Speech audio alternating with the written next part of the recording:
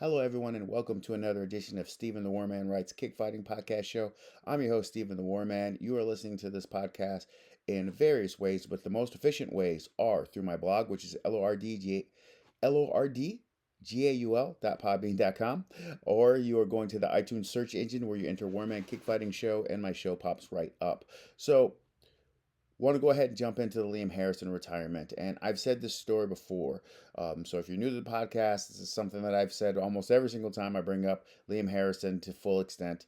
The first time I heard about Liam Harrison was I'm this kid. I fell in love with kickboxing and fell in love with Muay Thai, and then all of a sudden, as my love with the sport, my access to the sport started to grow all at the same time. So early 2000s, I'm on the fight forums as Lord Gaul, which Kakatugi, K1 fans, K1 USA. I'm posting, and every day we're all diving in. We're this community of people who are all connected all over the world, and through that, I started getting DVDs. I started getting access to kickboxing. But man, I wanted more. The reason why I have this podcast is just because I wanted a kickboxing podcast when podcast came up, and there wasn't one, so I made one. So I wanted more, and I would go to my local magazine. I worked at a movie theater in the Mall of America, which is the biggest mall in America. And I worked in a movie theater, and I would always stop at Barnes and Noble on the way up. And Barnes and Noble was a book and magazine chain. So I would go in there, and one day they had a magazine for Fighters Magazine, and it was the reason why I remember the magazine is because it was bigger than all the other magazines. Like the page size was so big, and on the cover was Liam Harrison. So this is my first time ever seeing it, ever hearing anything about it. So I opened it up, and then basically it was several pages on Bad Company Gym. So it talked about Richard Smith, talked about Lisa Houghton, who became Lisa Houghton Smith, his wife. They've got kids who are fighting now, which makes me feel super old. But like he Eddie Housen was also in there. And after they were done with this breakdown, they kind of have this long story on Liam Harrison. This is my first time hearing about him. So after that, I decided, okay, I'm going to start going in and looking in the fight forums, and I'm going to start looking to see if I can find content. Now, back then, YouTube isn't what it is today. Right now, YouTube is, multi-billion-dollar company. Back then, it had just got started, and people preferred content that they could have on their hard drive. So if you posted back then, or if you put up a fight, they would call you a leecher if you posted something and you didn't, repost it yourself. So then we would get stuff through like SendSpace and Mega Upload, and that's how we shared video. So that's how I got introduced to who Liam Harrison was. It started off with that magazine, and I started to look into it, and then I started to look for any kind of video or any sort of content that had him as a star. Over the years, I got to watch his career develop. I got to watch him become one of the great, forehands of all time. And as I was thinking about how did I want to do this presentation, how did I want to go down the show, at first I was going to do like a top 10 list of fights that really meant a lot to me that Liam Harrison was in. Win, lose, or draw. But then I said, you know what? I'm just going to go ahead and go through the years, and I'm going to bring up some significant moments. And then if he ever, decides to listen to this, he can reflect on them himself and bring up some his own stories. But man, I really wanted to jump into his history. So first things first, you got this young kid who's absolutely killing it in England, and then he gets, what is it, 2004. This is only what they have on Wikipedia, so I apologize if there's one that I missed. There's a IJKF event, and he gets the opportunity, he gets a decision win in there, and it's in Tokyo, Japan. And the reason why I bring this up is if you go to his Wikipedia, everything before that's all England. Everything before that's all the UK. So this is one of his first opportunities to fight international. The reason why that's important is it's important for you to know where your skill set lines up when you travel the world. I have several stories where a guy will go off and they wanted to find out how good they were. They'll go to Thailand and find out I've got more work to do, or they'll go to France and find out I've got more work to do. So that was one of his first international opportunities. Another one, Emmanuel D.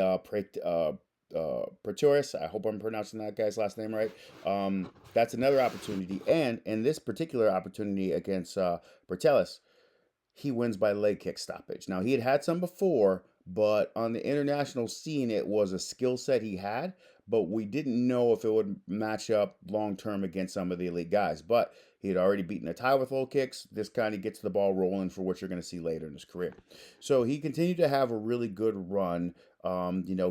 Beating a lot of high level fighters that came up to America, or excuse me, came up to England, gave him the opportunity to compete. He was winning, building his brand. Ran into some losses, not the end of the world. That's the sport. I think Wathenianoy is a guy who he fought a couple times, and he didn't come, or he was on the losing end of it. But it should be noted that the Wathenianoy fights were at the Raja Stadium. And the Raja Stadium, of course, have got a huge history. So now we got this kid from England who's developing his brand, who's starting to get international opportunities, he trained at Jitty Gym when he was in Thailand, who gets these opportunities to fight against elite level ties in elite stadiums. So shout out to him for getting that victory. Or excuse me, for getting that opportunity. He fell short in those fights, but it still goes a long way that he got the opportunity in the first place. I believe he got his first win in Raja Stadium. I'm gonna go ahead and look it up. It's Rungrit Noi, and he was able to get that victory in 2008. So no matter what, you look back on your career, you started this Muay Thai thing in England. You've had some international opportunities. For the rest of your life, you have it on your resume that you got a victory in one of the biggest stages, or most popular stages in the history of Muay Thai. That was just the beginning. I had no idea where this career was going at that point, and he had so many elite opportunities, and I'll bring them up in a summary at the end, but that's just something I wanted to take note of. So then, after some years with some good fights and some bad fights, some ups and downs, here comes the opportunity where I first hear about, a really big stage is the fight with him and Sanchai the first time. Now, again, as I mentioned before, he'd already fought in the stadium, but he had a streak there from 2007 and 2008 where he was killing it. He was one of his best versions of himself. He had several stoppages over that period of time. Kamel Sargery was in one of his stoppages. Sakon, I'm going to bring that fight up a little bit later. That's another fight. Got that one by cut. Several stoppages over this period of time. Masuri Ito was another fight that he was able to get a victory over. That was for the ISK World Championships. He was doing great. Then you get the opportunity to fight Sanchai. Now, Sanchai, of course, we know one of the all-time greats, and he was fighter of the year with a huge gap between both of his fighter of the years, one in the 90s and the heyday, and then one later in his career. So he gets the opportunity to go against Sanchai. And of course, Sanchai, defensive wizard, definitely hard to hit consistently, has the lean back, has the quick counters, has the boxing in the right period of time, has the creativity, the handstand kick, the jumping inside kick. Jumping inside low kick. He brought it. And Liam Harrison, always down, always wanting to challenge himself against the best. Goes out there, happens in his backyard, Muay Thai Legends, doesn't get the victory, but hey, you got to go against one of the guys who is one of the walking best in the world. He then gets just an interesting back-to-back fights. Gets a victory over Jedichai Konseng, and that was by low kicks. And then comes, when I actually get to meet him for the first time, Champions versus Champions 2 against Anawat Kunsamrit in Montego Bay, Jamaica. Now, at the time, I was writing for World Muay Thai magazine, and I was also working at that movie theater I mentioned before. So I was a manager at the time, so I had money put away. I said, hey, I'm going to go down. Do some reporting for this magazine. They gave me a lot of access, let me go over, let me interview a lot of guys, and I got to meet almost everybody. And when I was there, it was just Andy and Liam had gotten there ahead of Richard. I don't remember talking to Richard as much that time. We talked later down the road, but I remember Andy was there. We had talked, and I met them at breakfast, and then they go out and they have the fight. And Anawat, I've mentioned on this before, he's considered, because of his fight style, a Thai that, like I say, the world considers him a Thai that's beatable because he plays a Western style game. But people don't understand. I just saw a picture of Anawat the other day, and he's older and he's balding a little bit. We're all getting older. People don't understand. Anawat was the guy. I don't think in my life that there has been since I've been paying attention to sports since 2000, I don't think that there's been a better high level Muay Thai fighter with more love and admiration from the Thai people than there was for Anawat. He was just a draw. His look, his fight style, all the betters loved him because he was either going to win by KO or he's going to lose by being outpointed. He was different. And again, this style, you carry this to the West. So whenever he went against guys, it's like, hey, it's the the KO boxing power with sporadic kicks of Ottawa against whatever your skill set is. And they meet in Jamaica, and I'm there. I mean, when I say ringside, like I'm like by the ring, so I'm like right there taking pictures and so on. And it wasn't Liam's night. Anawat came out, was really really good with the low kicks. Was ends up getting a stoppage in the third round with low kicks.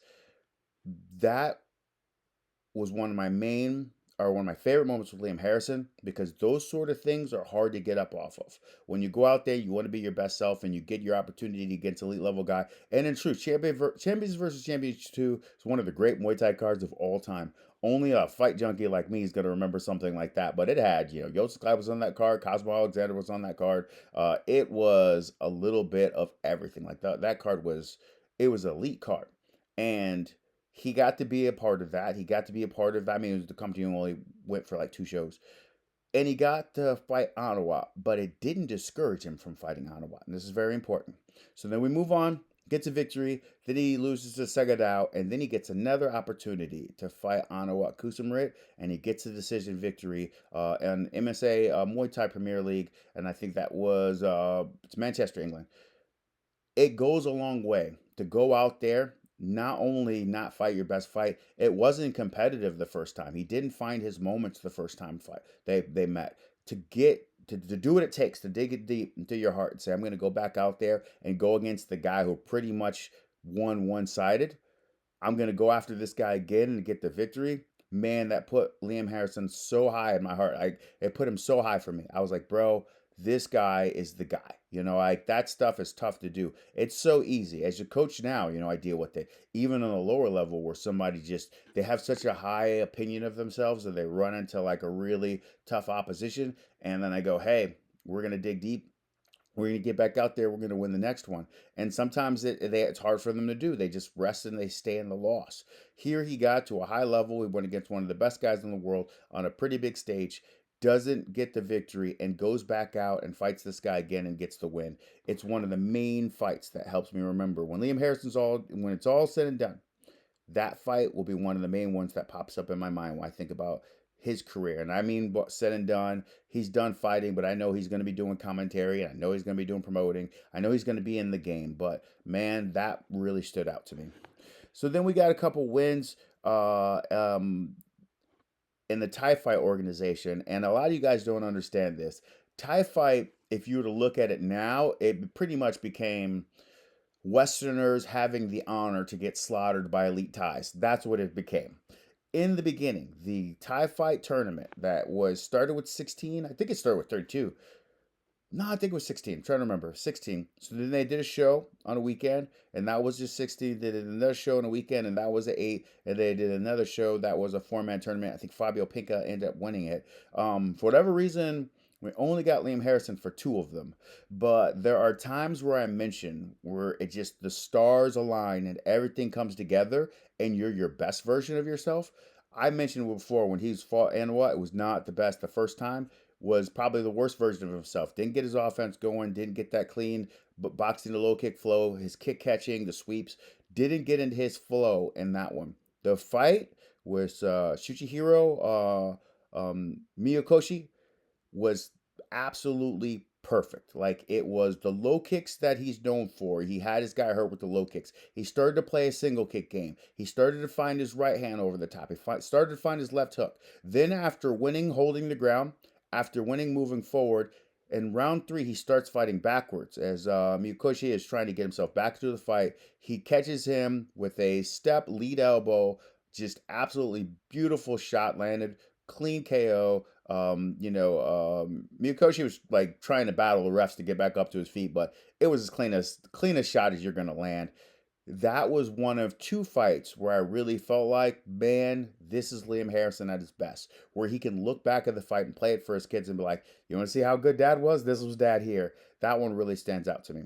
So next, of course, he had a couple other opportunities. Against Elite Ties, another loss to Senchai. No shame there. Then he gets to come over to America and he fights Justin Greskowitz.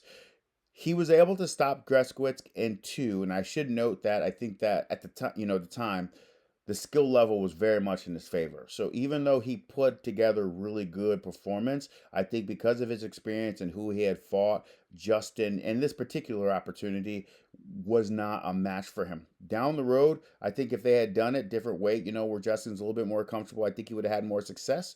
But man, in this particular night, it was one-sided in terms of Liam Harrison. But I don't look at this in the way I look at the fight with Miyakoshi, where he put it all together. Then comes the Muhammad Kamal fight. And I bring this up because to this day, Liam Harrison's hot about the Muhammad Kamal fight. The Moody Kamal was a kickboxing stylist. His coach um, prepared a kickboxer to have Muay Thai opportunities, but his flow was still very much kickboxing. Whereas Liam came out and played a Muay Thai game. It was a Muay Thai fight. It was Muay Thai Premier League. It didn't last very long, but they had some of the great shows and great talent on their cards. But man, I'm telling you, to this day, and it's a close fight again between clinch work, between sweeps. They didn't allow a lot of clinch in Muay Thai Premier League, which made it. Some promotions it seemed like they did. Some promotion, let them work and clinch a little bit. Some didn't. The split decision. This fight happened in Italy. The split decision went in favor of Moody Kamal. To this day, Liam Harrison says I shouldn't have lost it. He goes, "That's the one Muay Thai fight." I look back and I go, "That should have been my decision. I don't know how I lost that card." Basically, it just kind of comes down to, do you favor the kickboxing clean scores of Kamal, or do you favor to the Muay Thai work as far as clinch dominance, catching kicks with sweeps, forward pressure of Liam Harrison in the fight? It's gonna come down to however you or whatever you prefer. But to this day, he is adamant. He feels that he should have got that victory. So I wanted to note that as I look at the history of Liam Harrison. Then we move on to Andre Kulibin. Andre Kulibin, if I remember correctly, was on that Champions versus Champions 2 card. I think he fought Musab Imran, if I'm not remembering correctly. If I'm remembering it correctly. Andre Kulibin versus Liam Harrison is the second fight where the stars aligned and everything just worked. Everything you put out there, his defense, his boxing scores, the low kicks, he ends up winning by low kick stoppage in the third. It's just he took very few, damaging shots. I don't think that there was a round that you would even consider that he lost. Everything just came together. Like everything came together. You got to see the best of Liam Harrison. If there are two fights where if you were to look back on the history of Liam Harrison and go, hey, what did he look like in his best? I'm going to say the Andre Kulibin fight, and I'm going to say the Soichiro Miyakoshi fight. Those fights, I feel like if you want to see the skill set of him, they are the best. Like they are the best representatives. Then we move forward. We have another fight with Senchai, didn't go his way, and then we have the Masab Amrani fight. So he's in a really strange period of time where he gets Senchai, Amrani, Masaki Nori, and Sagadao. It was a year stretch essentially where he ran into some of the toughest opposition. If there's a Hall of Fame, you're going to see Masaki Nori in there. You're going to see Senchai in there. It's Sagadao. These guys were elite guys. So the Masab Imrani fight, that one I bring up because I was there. I was there filming my documentary, and again, I get to see him in the back. Richard Smith cracked a joke with me later down the road because I was there for both of the losses, and he goes, "Oh, it's your fault, isn't it?" And I just kind of laugh it off. But anyways, the thing about the Masam Rani fight, and I'll go ahead and say it from my view, I thought that Liam was going to win by low kick against Masam Rani. I thought he was going to win clear. I not a doubt in London, got his people there, clean, effective combos and low kicks. Amrani's never known for really blocking the low kicks. He's never known at being the best defensive fighter. He's just an all action, I'm going to bite down on the mouthpiece and bang it out with you, which is why we love him, which is why he got so many high level opportunities, is because he's going to bring it. Masab, just early in the fight, perfect shot, perfect time, lands a left to the body. Down goes Liam Harrison. He ends up losing by stoppage. And as I'm interviewing in the back, he's so distraught. And I came up to him and I asked if I could just interview about his gym. And he says, "Oh, no, I'm sorry, I just can't." He was just emotionally not there. Couldn't do it. He'd retired that night. He was really upset. Couple days, I remember he posted, okay, I'm past it. I ended up going out to his gym and I got to do some interviews there, and his mental had changed. He was much better at that time. But for me to see how distraught he was like, really crying in the back. He was really, really, sorry, one second. Sorry about that. He was really emotional in the back. And it was to the point where you're like, man, as I mentioned to you before, is this individual going to get up? Is this individual going to be able to go back in there? Is this individual going to be the best version of themselves ever again when you have that kind of emotional loss? Because it's tough. It is tough to lose in front of your people. There's a professional wrestler. He had said it really good. He's talking about he was an MMA fighter, Riddle. He was a WWE wrestler, and then he was also a mixed martial artist. And then they asked him about the difference between fighting and wrestling. And he says, in fighting, it could be your hometown and it could be your people. If you lose by KO, the crowd's gonna like cheer, boo against you, or like it's just there's no appreciation for what you just put yourself on the line to do when you went out there. He says, but in professional wrestling, it's artwork. So even if you lose, or if you're scripted to lose, if the performance matches what their heart wanted to see when they came to watch you, then the fans are behind you. When Liam lost to Amrani, my first thought was, man, it's really tough to go back out there. You've got all these people supporting you. You want to get the victory. You hear the crowd, even if the crowd's not booing, even if they go quiet, it's almost like you feel like you disappointed them, or you feel like they didn't get what they wanted. It's kind of a weird spot. It's hard to bounce back from that. So then he gets to go to Japan and he fights Masaki Nori. Now, Masaki Nori, of course, I've told you guys before, he's one of the most skilled kickboxers in the history of kickboxing in terms of his offense from both stances, in terms of his boxing, his step knee game, his low kicks. He plays the heel to the leg. He plays the calf kick. Like he's one of the most skilled guys overall. And I remember talking to Vinny Shorman before that fight. Vinny had been working on the pads with Liam, and he didn't know who Masaki Nori was. So I brought up the fight, and I remember him saying, "Hey, I don't know who this Nori guy is. All I know is Liam's gonna bring it to him. He's gonna be his best. He's gonna, go out there and execute." And it should be noted that is how the fight was going. Like the fight was all in favor of Liam Harrison as we get into this, and then in the second. Nori's really good at it. He can get a read on things. You saw it in the fight with Thanachai. If he gets a read on how you play defense, if he gets a read on where you retreat, he can find offense in those spots.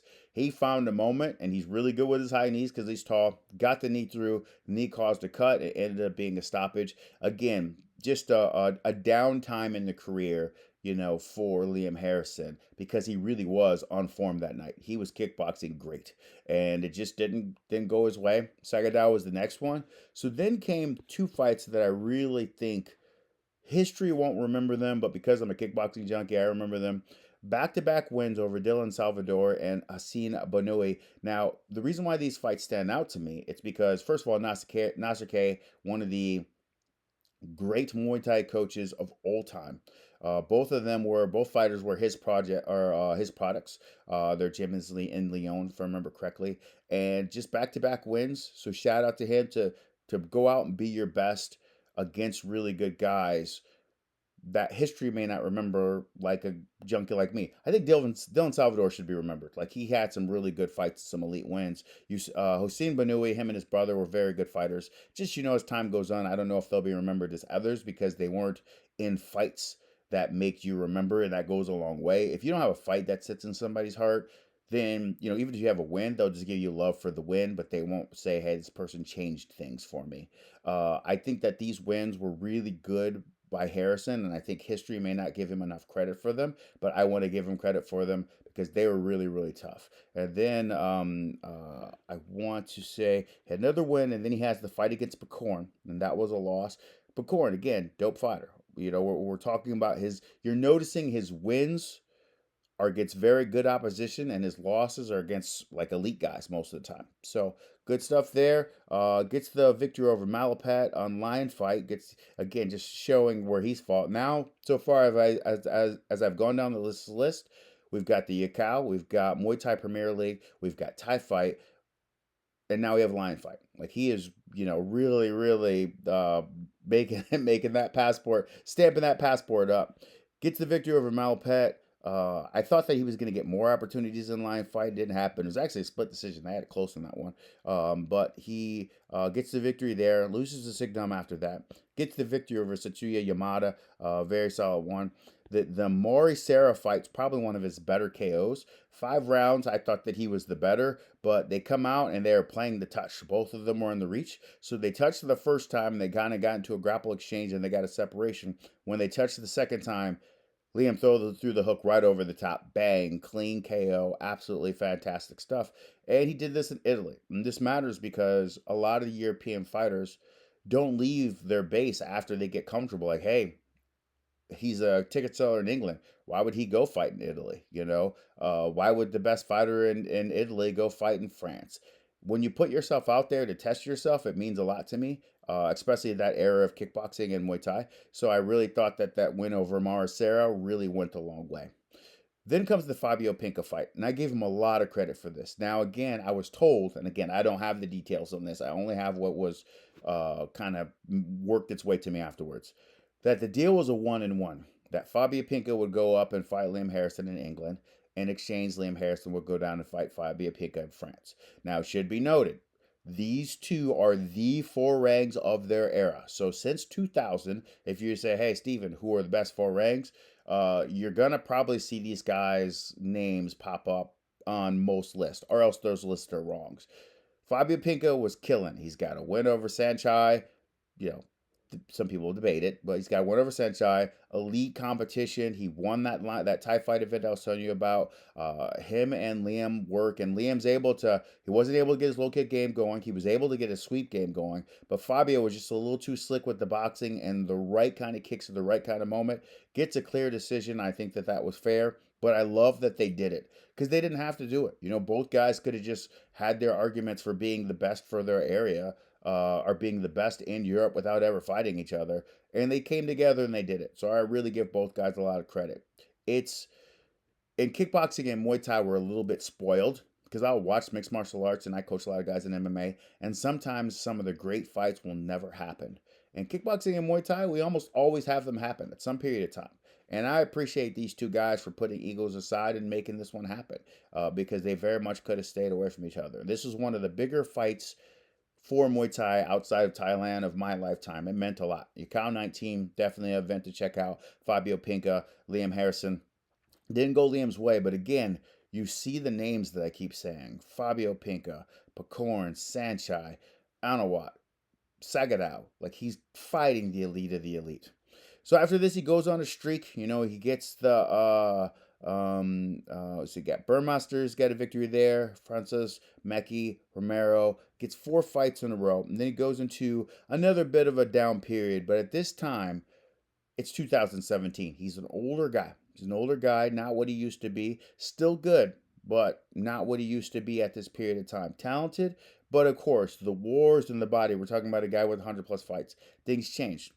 Loses to Bobo Sacco, loses to Charlie Peters. Now, this one was a big deal because it was like the first time that somebody could say someone other than Liam Harrison was the best, fighter in England from England. Like at this period of time when Peters gets this victory, it went a long way. But it should be noted that you're still getting an older version of Liam Harrison. I don't want to take anything away from Charlie Peters. I hope that doesn't come off of what I was trying to accomplish here because Charlie Peters is a dope fight. And I remember when I did the podcast on this episode, I was like, bro, the stars aligned and he put it all together and he went against at some period of time, you got to go at the king, and Liam was the king forever.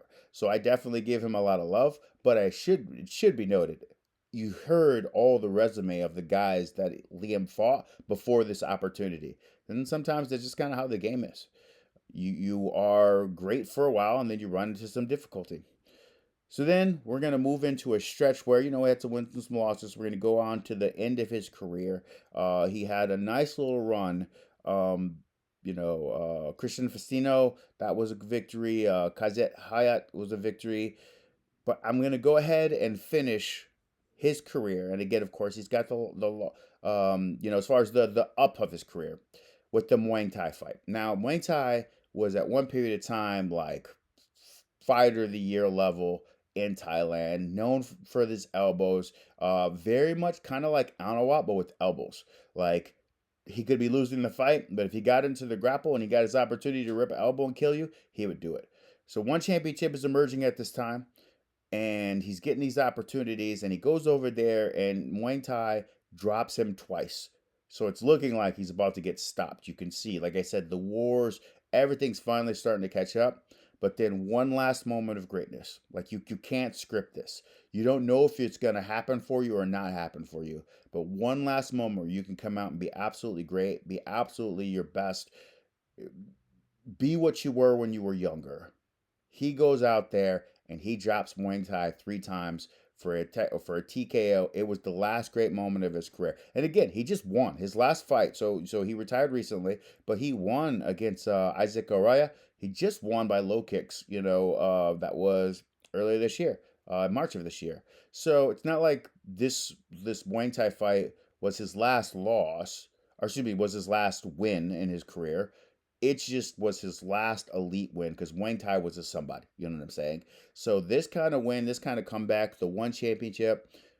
uh, I look back on the career and I go, man, this guy started off fighting and just essentially bars, in England and working his way up. And then I see him get to do the walk, with Goldberg, and I see all the attention on his seminars all over the world, the videos that he's posting. I see this guy went from just a name that you had to be in England to know, to a guy who I saw in a magazine, to a guy who I followed in the fight forums, to getting to fight on Prime,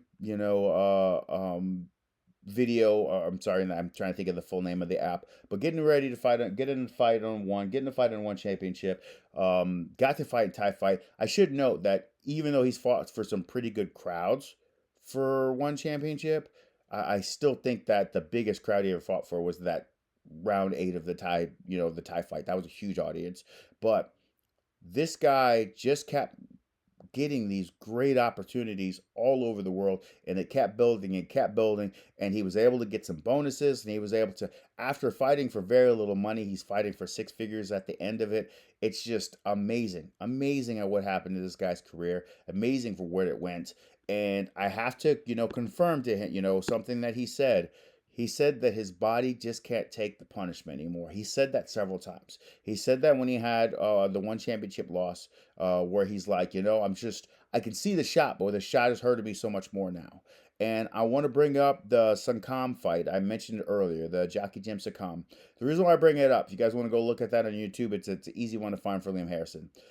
I bring it up because Sakam landed an elbow against Liam Harrison clean, and he literally just looked at him and smiled as if nothing had happened. He was young, he was strong, he was at his best, and that's how offensive affected him back then. He's not that guy anymore, and he understood it. You'll see it in sparring. You'll see it in, man, I used to be able to run this amount of time, this many miles, this many times. I used to be able to run in this time. I used to be able to do this many kicks. I used to be able to handle sparring like this. I used to handle shots like that.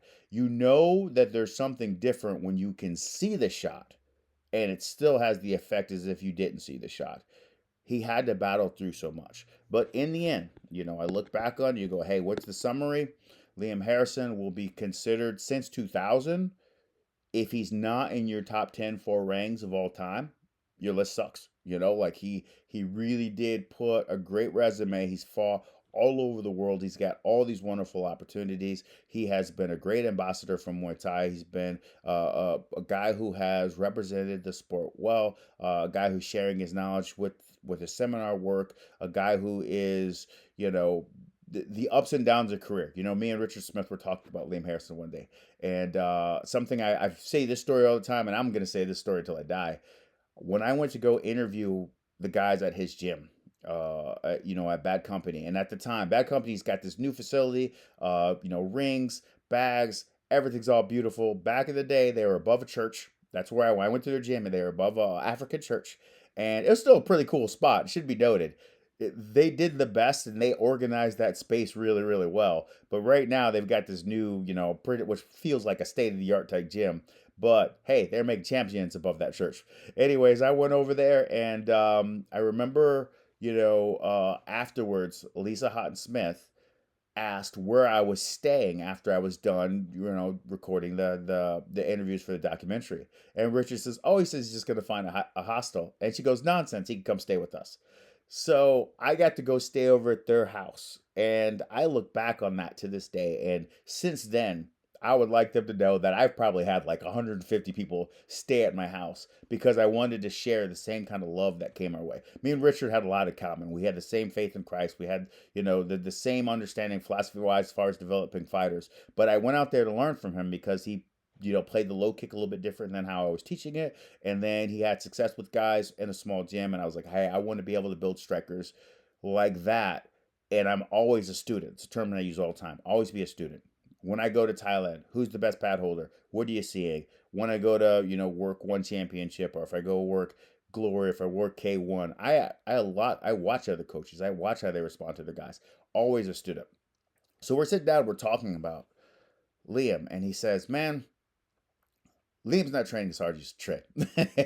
And I laugh because all of us coaches are the same. We'll have this elite world class athlete, and our critique of him will be the version that we see the most is the hungry version that just couldn't wait to keep getting back out there. But after you've had some championships and after you've had some fights go your way and not go your way and so on, sometimes there's something that happens to you. But I just knew that he loved him so much because he goes, "Man, you don't understand how much a machine this guy was." Towards the end, I feel like he worked his way back to being that guy as much as he could. But man, the injuries, and again, this is training stuff. People have no idea. You've almost never seen a fighter be their best on fight night. They are almost always carrying something into the fight, some sort of ankle injury, something with the knee, got hit in the elbow here. You just let the adrenaline heal it. And then you go back out there, and then you get to an age where you can't do that anymore.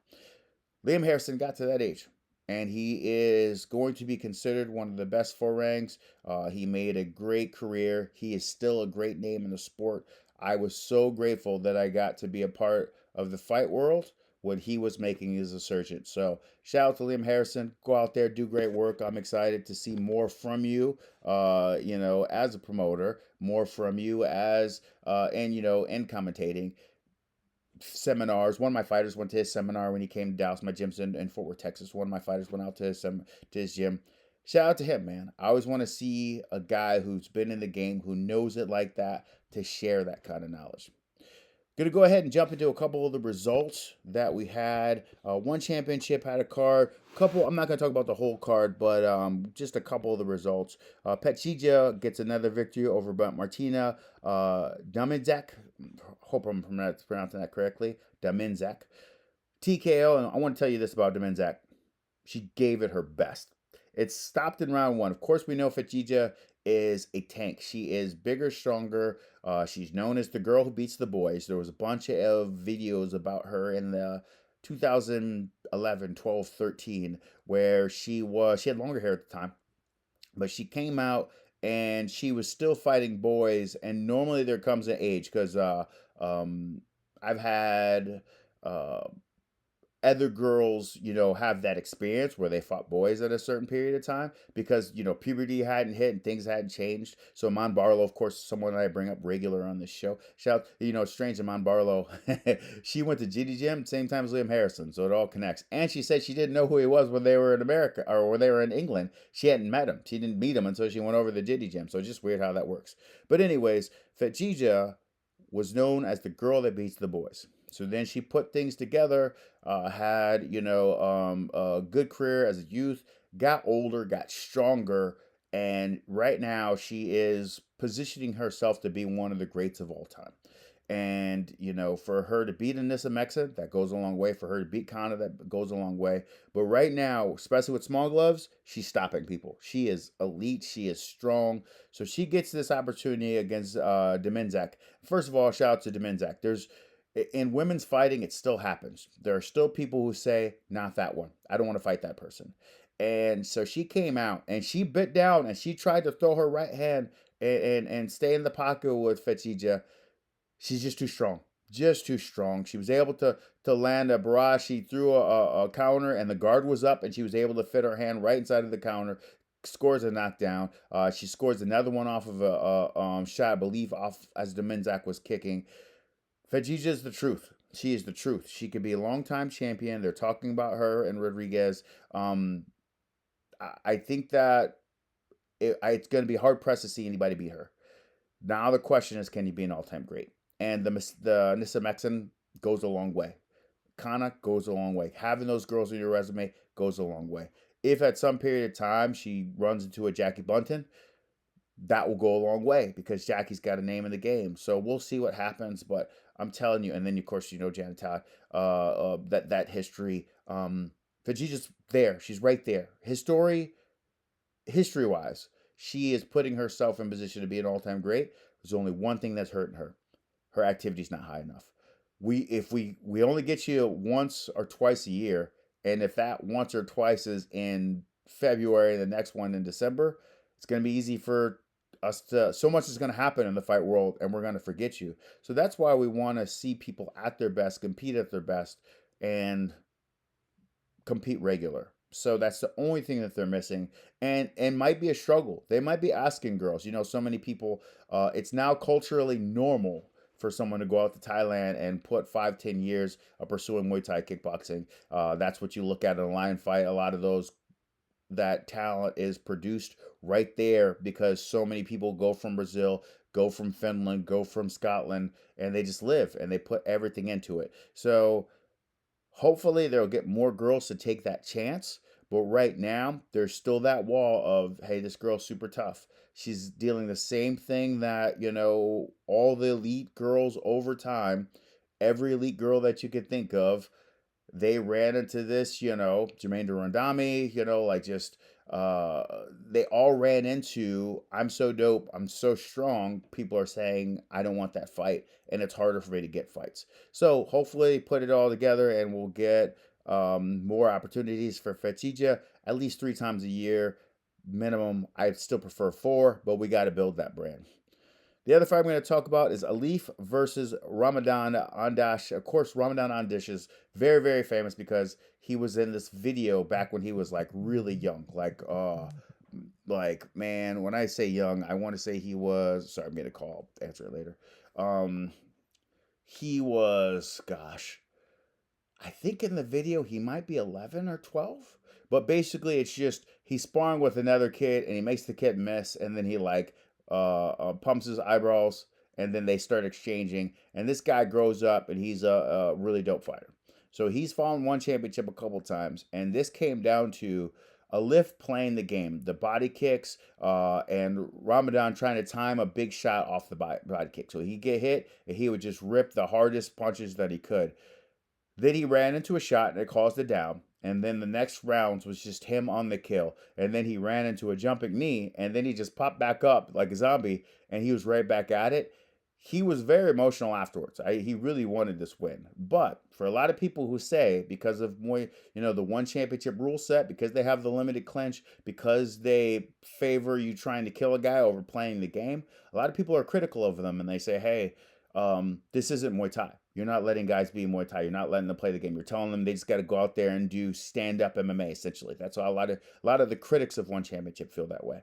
I would argue that Alif did a good job of playing that game in one championship. He did a great job of playing off the single kick, sporadic boxing, good tie-ups, worked in the grapple a little bit, but mostly kept things on the move.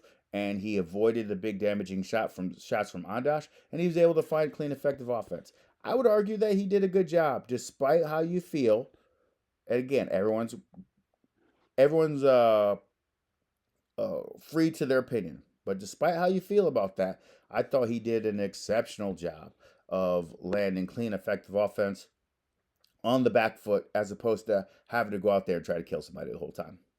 Going to go ahead and finish this with that glory card. Fantastic glory card. A lot of action. A lot of elite names. I'll go ahead and go bottom up. Abraham Vidalis against Ashraf Asila in one of the fights of the year. Asila had dropped Vidalis twice in round 1.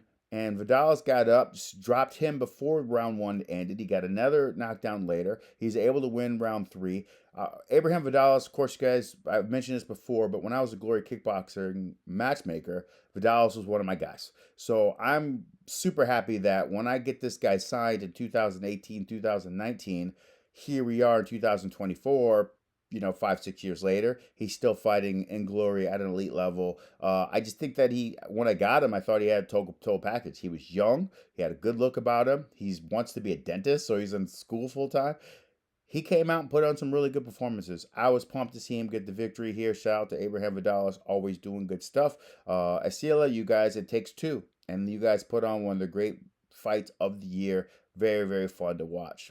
Next, Miguel Trinidad goes against Bobo Saka. Now, this one surprised me because Trinidad missed weight when they were supposed to fight on the last event. They ended up getting Trinidad a guy short notice. He's able to get the victory over that guy. And Bobo Sacco was. I thought they were just gonna move him on. Like that's what I thought. I thought they were just gonna move him on in the tournament. They sat down, talked things out. The length of the tournament, they decided they were gonna do a rematch, or excuse me, rematch these guys when the fight didn't happen. Trinidad makes weight this time, and then you see the skill set. He was able to beat Bobo Sacco clear. Interesting. I brought Liam Harrison. Bobo, they fought earlier. But yes, good stuff for Miguel Trinidad, and I've said it before. Of the kickboxers on the planet, he is on your list of 5 or 10 of who's going to carry the sport into the future. Miguel Trinidad's the truth. Absolutely fantastic victory. Nadal Vachiri gets a victory over Nicholas Pierre Horta. 3 knockdowns. Horta, big, strong guy, but because he's not the most fast twitch guy, if you can catch him, you can catch him. And Nadal was able to get those big paws on him, got him in trouble, got the 3 knockdowns, gets a stoppage right before the round ended in round one. Shout out to Nadal, very good stuff. And we'll see. I can't remember if he made the heavyweight tournament, but that's still a really good win for him. Luis Tavares gets a victory over Ismail Lazar. Number one, it was so weird to see Lazar so small. Ismail Lazar has been kickboxing for a long time, and he is most known for being a little plus size, like having some weight on him. He's fought, but he does a good job of finding his power shots. Ismail Azar's got some of the most devastating KOs you're ever going to see because some of the bigger, taller guys will play the game with him and he'll get inside on them. He'll start being violent and he'll land something over the top. And the next thing you know, they'll be dead. He is different. Let his hair grow out, weight, his frame, everything just looks different. But Luis Tavares, who's always had the skill, put it together. Put it together. Clean combos, able to find his low kick flow. It was cool to see Lazar at 209, their light heavyweight division. But Luis Tavares has been campaigning around that weight for a long time. Very, very good win for him. He moves on. Molise Savage Shenyan. I've messed his name up several times. I've done it again. Savage Shenyan gets the victory over Kem Caceres by KO. Is able to get him on the ropes, unleash. The right hand goes over the top as Caceres gets out of his guard to throw a left hook. Milos is able to find the right hand over the top. Clean KO. Kem Caceres has got all the tools. I think he just needs more fight opportunities like this because I think he's skilled enough to have a great run. Like, it reminded me of when I saw Cedric Doumbé. Most people don't remember. Cedric Doumbé lost his Glory debut. But I could see there, you know what? The skill set's there for this to be something. And of course, Cedric Doumbé became an all-time great and probably the best ever at that weight class. Kem Caceres didn't happen for him tonight. Lost. And again, I mentioned you guys heard my Rico podcast. Losing and KO loss doesn't mean the end of the world. He's got something. Stay with this. You could be something down the road. As for Milios, super talented. Light heavyweight, one thing that hurts him is as a heavyweight, he's by far the superior athlete. He runs into some better athletes in this tournament, and I'll get into that. Michael Bayapoa gets a victory over Yuri Fernandez, and then he goes on to beat Milos in the tournament final. The thing with Michael Bayapoa, who came out, got in the mic, very emotional, represented himself extremely well. You want to see this guy fight to be the best in the world. He put the time in. He had the close losses. He really fought the champion tough. And, he got his calf kick game going. He finds his boxing afterwards. He's really, really talented. Represents Ghana. Really, really put on a good performance. And again, he's the level of athlete to keep up with Milos. Milos is just such a superior fast twitch, kicks, speed. He's so superior to the others in the weight class. That's why he's able to have success. But he was a different guy this time. A different guy on he was dealing with a different athlete. And Michael Bopea came out, put on a great performance, and performed extremely well. Andy Semelier gets a victory over Don Snow. Don Snow, I think, is going to be tough. Oh, excuse me, I forgot one. Figueredo Landman gets a victory over Ishmael Uzni. KO in first round, gets him into the corner. Let's it go. Uzni, you could tell it was a bad shot because when it went down, it didn't look like he was going to get up, and he didn't make the count. Landman's came out and he lost to Snow in his glory debut. And it just shows this is a game where you just stay with it. You stay in the gym, you stay getting better. And sometimes you have your downs and you battle and you get a big opportunity, you get a big win. This is a big one for Landman. We'll see what it does. And if he can get behind this win and turn it into something more, we'll see. But man, that was a shot. Big time KO victory for him. He moves on. Andy Semelier gets a victory over Don Snow. As I mentioned before, Don's very young. We met him when my fighter fights in glory. Delvin Nichols, we won. We were the first win, our first fight in the card. We won on the Miami card, and we got to see him fight a few, later. And of course, he's was in the same corner with us. We got to see him prepare. Snow's tough. He's going to be the truth. He's got some time, but he's young. Andy Semelier gets the victory, clean kickboxing, better in the rounds, gets to the U.S. decision. And then we get an upset where Tador Histov gets a victory over Chico Quasi. Quasi, of course, the longtime champion. He's got that funky style. Doesn't go his way, and a lot of people thought it was going to come down to Semelier and Quasi. Wasn't the case. Histov was able to get the victory, and then Histov comes up short against Andy Semelier in the final. Number one, we got new names. Histov is a good, and Snow are new names to be in the division. Let them keep working. We'll see what comes from them down the road. Andy Semelier has always had the talent. We're talking about a guy who's got a victory over Superbond. He is just very much like Masaki Noura. You don't know what version of him showing up. And when he lost the title, I remember people thinking, man, was that it? That was his title reign? That didn't look all that special. He didn't look all that great. But he still had it. And he was able to put it together this tournament, able to win it, made himself, reminded everybody that he's a premier name in the world in that division. Very, very tough guy. Big time win for Andy Semelier. Very talented. I look forward to him in future. Petch Penmaroon gets a victory over Dennis Wasick. Whenever Petch gets going, the unfortunate part of Petch is when he starts winning, all of his fights look the same. All the rounds look the same. I actually thought that the one with Trinidad was actually a little bit more diversity than we're used to seeing. But just, he's really tough. He's one of the best in the world. And we're going to see if someone's able to put it together to ever beat him. But he moves on. That tournament continues. That Glory Rise tournament, it continues and it finishes in, I guess the quarterfinals are in March. So it just kind of keeps on rolling. This feels like the longest tournament of all time. But anyways, that's where they are. Next, we have Errol Zimmerman getting a KO victory over Alex Simon. Now, Alex, of course, is a internet phenomenon because he's this big, huge guy who could do these spinning kicks, and it just shows him work on the tie pads and work on the low kick pad and how powerful his kicks are. So they decided to put a fight together for him. I think they chose Errol because Errol's older, but Errol's also got like 100 fights, and the Errol combo of knee to right hook has killed many a foe. And he catches Alex with it. Alex goes down. To Alex's credit, he got up, tried to get poised, get back in his low kick, but get back in his jab. Errol hit him with another shot in an exchange, and then Simon, just shook his head, wasn't going to be able to go back into it. Errol Zimmerman gets the victory. It's so crazy because Errol Zimmerman's whole gimmick in the 2000s was, it's all about young guys. Old guys are out of it. Me and Saki in the finals, nobody else. Everybody's going down. I've got that, on video. And here he is, the old guy. He's the old guy brought in, and I think that people thought that it would be the best matchup-wise to give Simon a veteran guy who's got some name, but who's older and probably wouldn't give him the look that some of the young guys had. He was able to get that victory, and shout out to Errol Zimmerman. Last fight, Antonio Plazibat gets a victory over Nordine Mehedin. Shout out to him. I mean, Plazibat's been doing this for a really long time. He was injured. He was out of the game. I'm glad he bounced back. I'm glad he's the best version of himself. And we'll see if he can rise and be one of the best fighters in the world. He's really, really that talented. He's got all the skill. If he's in this last man standing, they got him at wild card. He's in this 8-man tournament. Expect to hear Antonio Plazibat's name as possibly in the finals. He is that good. So I'm going to go ahead and wrap up the show. Thank you guys for kicking it with me for the past 54 minutes. God bless. Shout out to Liam Harrison. I hope everything's well with him and his decision and his family and moving forward, whether he gets married, has kids. He really put on a great career. I'll always remember his career. Shout out to Liam Harrison. God bless. Thank you guys for following the podcast. Peace.